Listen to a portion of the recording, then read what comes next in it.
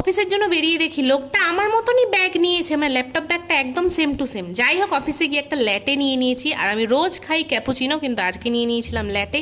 আর office থেকে কিন্তু কফিটা একদম free, varieties types of coffee পাওয়া যায়, তুমি যেটা ইচ্ছে যতবার ইচ্ছে খেতে পারো। খেয়ে ঠেয়ে নিয়ে দেখো একটু স্টেন পড়ে গেছে কফির, যাই হোক খেয়ে ঠেয়ে নিয়ে আমি একটু কাজ অবজার্ভ করছিলাম। আর কাজ অবজার্ভ করতে করতে কে যেন আমাকে একটা পালস চকলেট দিয়ে গেছে। যাই হোক, আমার নামটা মনে নেই, যেহেতু নতুন জয়েন করেছি সবার নাম মনে রাখা সম্ভব না। পালস চকলেটটা খেয়ে ঠেয়ে কাজ টাজ কমপ্লিট করতে করতে সন্ধ্যে 6:30 বেজে যায়। বেরিয়ে রাস্তায় আমার চোখে পড়লো ড্রাগন চিকেনের দোকান। মানে রোজই দেখি খাবো খাবো করি, কিন্তু খাওয়া হয় না।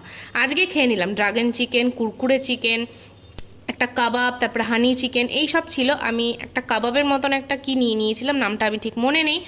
20 টাকা দাম ছিল, খেতে অপূর্ব ছিল। আর খেয়ে ঠেয়ে বাড়ির উদ্দেশ্যে রওনা হয়ে গেলাম। আর রাস্তা একদমই ফাঁকা ছিল, যেহেতু শনিবার ছিল।